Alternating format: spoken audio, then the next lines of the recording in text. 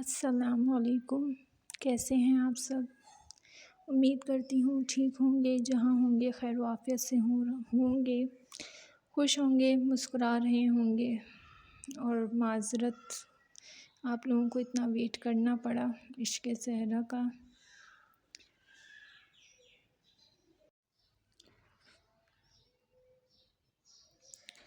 عشق صحرا، صحرائے محبت سیزن 2، از قلم انوشا احمد، قسط نمبر 22۔ تم یہاں پر کیا کر رہی ہو زندگی؟ اپنے کمرے میں جاؤ، ضروری نہیں ہے ہر وقت ان کے ساتھ ہی رہنا ہے۔ ایول ڈیتھ کمرے میں آتا دیانا کو دیکھ کر بولا، جو حمامہ کے ساتھ کاؤچ پر بیٹھی تھی۔ ڈاہلیہ، نیمل اور ایشمل بیڈ پر بیٹھی تھی، زرکا سنگل صوفے پر بیٹھی تھی۔ وہ 6 ابھی کھانا کھا کر کمرے میں آئی تھیں۔ ایول ڈیتھ دروازے پر دونوں ہاتھ جیبوں میں ارسائے کھڑا ہوتا بولا، انداز سپاٹ تھا۔ میں یہیں رہوں گی۔ دیانا بنا ڈرے بولی، یہ ممکن نہیں، تم اپنے کمرے میں چلو۔ ایول ڈیتھ سنجیدگی سے بولا، رہنے دینا ایول بھائی، وہ یہیں رہنا چاہتی ہے۔ مانا کہ میری بھابھی سے آپ کو محبت ہو گئی ہے، لیکن محبت میں تو محبوب کی باتیں مانی جاتی ہیں۔ آپ بھی مانیں اور ثابت کریں کہ واقعی میری بھابھی سے آپ کو محبت ہے۔ ایشمل کی زبان میں کھجلی ہوئی، وہ بولے بنا نہ رہ پائی۔ ایول ڈیتھ نے ایک نظر ایشمل کو دیکھا، لڑکی تم سے خاموش نہیں رہا جاتا، تبصرہ تھا یا شاید سوال؟ چپ ہو جاؤ ایشمل، آپ ہمیں بتا سکتے ہیں ہمیں یہاں کیوں رکھا گیا ہے اور ہم کب اپنے گھر واپس جائیں گے؟ ڈاہلیہ ایشمل کو چپ کرواتے ہوئے ہمت کرتے ایول ڈیتھ سے پوچھ بیٹھی، تم لوگ اب کبھی اپنے گھر واپس نہیں جا سکتے، البتہ تمہارے گھر والے جلد یہاں موجود ہوں گے۔ ایول ڈیتھ نے جواب دیا۔ ڈاہلیہ نے مزید کچھ نہیں پوچھا اور خاموش ہو گئی۔ چلو زندگی اپنے کمرے میں۔ ایول ڈیتھ مزید 2 قدم آگے ہوتا دیانا سے پھر مخاطب ہوا، یہ دیانا بھابھی کو زندگی کیوں بول رہا ہے؟ ایشمل نے بڑبڑاتے ہوئے نیمل سے پوچھا، خود جو موت ہے۔ نیمل نے ایول ڈیتھ کے ٹھنڈے ٹھار لہجے کو محسوس کرتے جھرجھری لی، آپ تو نہ بس ڈرتے ہی رہنا، آنے دیں زیاں بھائی کو بتاؤں گی آپ کی بیوی کتنا ڈرتی ہے۔ ایشمل نیمل کے ڈر کی وجہ سے اسے گھور کر بولی۔ نیمل اپنا سا منہ لے کر رہ گئی۔ مجھے نہیں جانا، دیانا ہٹ دھرمی سے بولی، چلو ورنہ دوسرے طریقے سے لے کر جاؤں گا اور وہ یقیناً تمہیں پسند نہیں آئے گا، کیونکہ ہمارے درمیان کوئی حلال رشتہ تھوڑی قائم ہوا ہے ابھی۔ ایول ڈیتھ آئی برو جھکا کر وارننگ دیتا ہوا بولا۔ دیانا نے حمامہ کو دیکھا، اس نے آنکھوں ہی آنکھوں میں تسلی دی تو دیانا احسان کرنے والے انداز میں اٹھی۔ ایول ڈیتھ دیانا کو اس کے کمرے کے باہر چھوڑتا خود اپنے کمرے کی سمت بنا اضافی بات کیے چلا گیا۔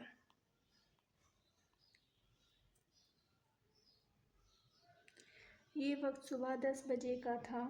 جہاں دنیا اپنے کاموں میں مصروف تھی، وہیں مینشن میں کسی کو سزا دینے کے لیے تیاریاں کی جا رہی تھیں۔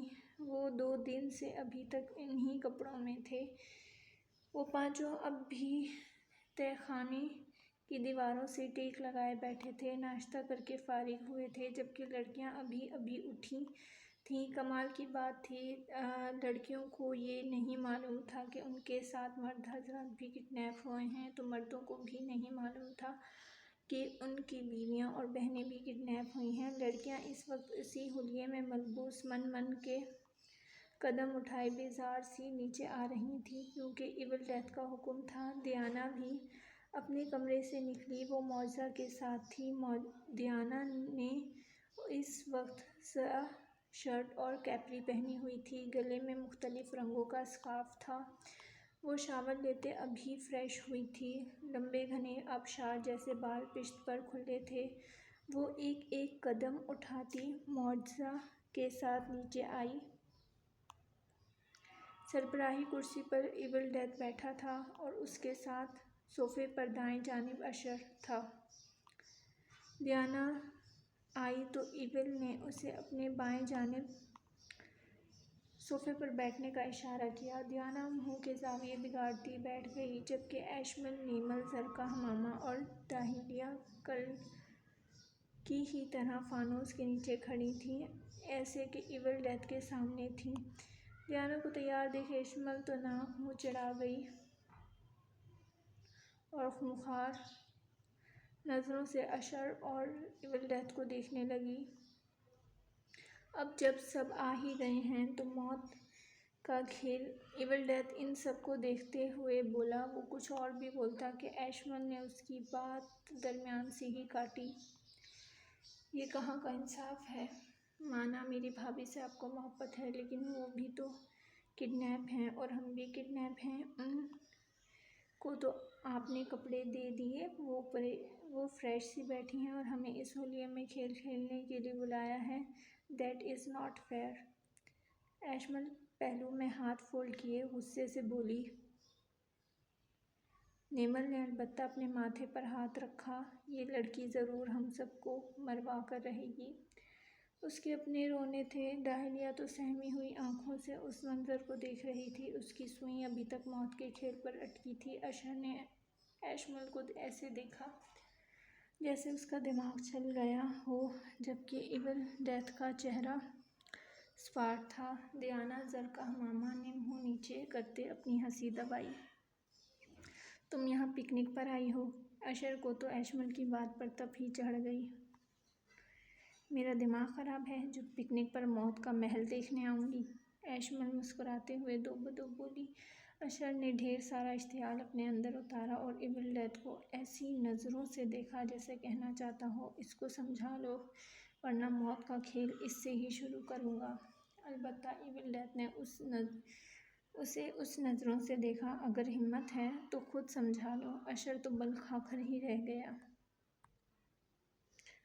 معجزہ تم سب کے لیے بھی کپڑے تمہارے کمرے میں رکھوا دے گی۔ ناشتہ کر کے معجزہ کے ساتھ ہی آ جانا، تمہارے خاندان کے مرد تم لوگوں کے منتظر ہوں گے۔ چلو زندگی تم میرے ساتھ۔ ایول ڈیتھ نے سنجیدگی سے کہتے دیانا کا ہاتھ تھامے باہر کا رخ کیا۔ دیانا ارے ارے کہتی رہ گئی، جبکہ حمامہ، ڈاہلیہ، نیمل، زرکا اور ایشمل ابھی تک اس کے الفاظ پر جمی ہوئی تھیں۔ مرد؟ تو کیا وہ لوگ آ گئے ہیں؟ اشر بھی ان سب کو جمع ہوئے دیکھ مینشن کی دوسری سمت بڑھ گیا۔ ہماری حکومت کو اغوا کاروں کو زندہ گاڑ دینا چاہیے۔ نوفل تو تپ کر بولا تھا، ان دیواروں کو دیکھتے دیکھتے جیسے اس کی بس ہو گئی تھی۔ وہ سخت تپا ہوا تھا۔ اے زبان سنبھال کر، کاروبار پر جانے کی ضرورت نہیں ہے۔ Don't get professional. اور تمہارا تو کچھ نہیں جائے گا۔ تیری بہن بیوہ ہو جائے گی اور میں بھری جوانی میں اپنی بیوی کو بیوہ نہیں ہونے دے سکتا۔ زیان تو ہال ہی گیا۔ نوفل کو وارننگ دیتا آخر میں شرارت سے بولا، ہاں میں تو بھول ہی گیا، تم بھی تو یہی کام کرتے ہو۔ اپنی برادری کے لوگوں کی برائی سن کر دکھ تو ہوگا۔ نوفل جیسے یاد کرنے کی اداکاری کرتا بولا۔ زیان نے آنکھیں گھمائیں۔ یار بس کرو تم لوگ، پھر شروع مت ہو جانا۔ زیان نے ان دونوں کو جھڑکتے ہوئے بولا، مجھے ایک چیز سمجھ میں نہیں آ رہی، ہم لوگ کڈنیپ ہوئے ہیں اور ابھی تک ہمارے گھر والے، بڑے پاپا، پاپا، چاچو، کوئی نہیں آیا ہمارے پیچھے۔ حمیم سنجیدگی سے بولا، ضرور آ جاتے اگر ہم لوگ پاکستان میں ہوتے۔ دل خان کی بات پر سب نے گردن موڑے اسے دیکھا۔ کیا مطلب ہے؟ حمیم نے پوچھا۔ ہم لوگ کسی دوسرے ملک میں ہیں، پاکستان میں نہیں، دل خان نے سنجیدگی سے جواب دیا۔ سب نے ناسمجھی سے اسے دیکھا۔ دل خان نے گہری سانس لی۔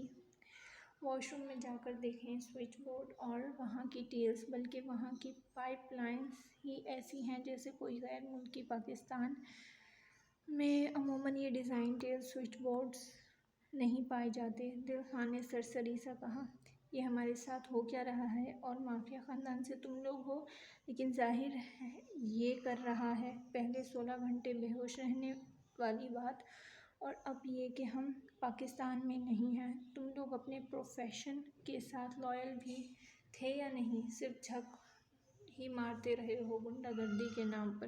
دیان نے سیدھے ہوتے زیام اور حمیم سے پوچھا تھا۔ ان دونوں نے دانت پیس کر اسے دیکھا۔ میرا کام زیادہ تر لوگوں کی ہڈیاں توڑنا ہوتا ہے، نہ کہ سوئچ بورڈ ٹیلز اور واٹر لائنز دیکھنا۔ زیام نے تو کہتے ہی کندھے اچکائے، خود کو ہر قسم کے الزام سے بری کیا تھا۔ میرا کام کیمرے لگانا اور ہیکنگ ہے، اور آپ کی اطلاع کے لیے عرض ہے، ہم لوگ کسی کے پرسنل واش روم میں کیمرے نہیں لگاتے۔ پرائیویسی بھی کوئی چیز ہوتی ہے۔ حمیم نے بھی کندھے اچکا کر کہا، جبکہ دیان، نوفل اور دل خان نے اس کی بات سنتے بے ساختہ جھرجھری لی۔ واش روم میں بھی کیمرے؟ اف! اتنے میں ہی سیڑھیوں سے اشر اور اس کے 2 گارڈز اترتے نظر آئے۔ وہ لوگ سیدھا ہو کر بیٹھے۔ اشر نے انہیں دیکھا اور مسکرایا۔ یہ ہمیں دیکھ کر ایسے مسکراتا ہے جیسے قربانی کے بکرے کو قربانی سے پہلے دیکھ کر قصائی مسکراتا ہے۔ دل خان نے حمیم کے کان میں سرگوشی کی۔ حمیم نے بھی تائید کی۔ پھر ان دونوں نے خود کو تصوراتی دنیا میں پایا، جہاں یہ سوٹڈ بوٹڈ اشر دھوتی اور خون لگی بنیان میں 2 چھروں کو آپس میں رگڑتا کمینی سی مسکراہٹ کے ساتھ گوشت بنانے والے تختے کو دیکھ رہا تھا، اور اس کے پیچھے یونیفارم میں ملبوس گارڈ بھی دھوتی اور گندی سی بنیان میں دل خان اور حمیم کی گردن دبوچے ان تختوں پر رکھے ہوئے تھے، اور اشر ایک قدم اٹھاتا ان تک آ رہا تھا، چہرے پر کمینی سی مسکراہٹ لیے۔ حمیم اور دل خان جھٹپٹا رہے تھے۔ اشر دونوں ہاتھوں میں موجود چھروں کو ایک دوسرے سے رگڑتا چاندی سی چمک کو اور باریک سی آواز کو پیدا کر رہا تھا۔ وہ دونوں ابھی اپنی قربانی ہوتے بھی دیکھتے کہ اشر کی آواز سنتے ہوش کی دنیا میں واپس لوٹے۔ کیا کوما میں چلے گئے ہو؟ اشر شاید ان لوگوں سے کوئی بات کر رہا تھا، لیکن دل خان اور حمیم کو اپنی بات پر متوجہ نہ دیکھ مسلسل ان سے کچھ پوچھ رہا تھا۔ وہ دونوں ہوش کی دنیا میں آتے، پھر سر تا پاؤں اشر اور اس کے گارڈز کو دیکھتے، ایک لمبی جھرجھری لیتے، اپنے اپنے چہروں پر ہاتھ پھیرتے ہوئے خود کو نارمل کرنے لگے۔ شکر تھا یہ خواب تھا، ورنہ اتنے خوبصورت بکرے کو ذبح کرنے پر اس قصائی کی ماں بھی اسے معاف نہ کرتی۔ دل خان خود کو محفوظ دیکھتے ہوئے بڑبڑایا، کیا بول رہے ہو؟ اونچا بولو! اشر دل خان کو دیکھتے ہوئے بولا۔ دل خان نے نفی میں سر ہلایا۔ البتہ حمیم تو اب سنجیدگی سے اشر کو دیکھ رہا تھا۔ چلو تم لوگ میرے ساتھ، اشر نے سب کو دیکھتے ہوئے کہا۔ کہاں لے کر جا رہے ہو؟ دیان نے پوچھا۔ کسی سے ملوانے، اشر پراسرار سا مسکرایا۔ تیری بہن ہے کیا؟ اشر کی منحوس مسکراہٹ کو دیکھ دیان تپ کر بولا۔ فکر نہ کر، میری نہیں تو تم لوگوں کی بہنیں تو ضرور تمہیں ملیں گی۔ اشر اتنا کہتا گارڈز کو اشارہ کرتے پلٹ گیا، جبکہ وہ پانچوں حیران سے اس کی پیٹھ کو دیکھتے رہے۔ وہ سمجھ بھی نہ پائے تھے جب گارڈز نے ان پانچوں کے ہاتھوں میں زنجیر نما باریک ہتھکڑیاں ڈالتے انہیں اپنے ساتھ چلنے کا اشارہ کیا۔ وہ لوگ بھی بنا کسی بحث کے ان کے ساتھ چل پڑے۔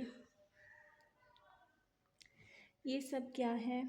دل خان اس بڑے سے میدان کو دیکھ کر ہول کر ہی رہ گیا۔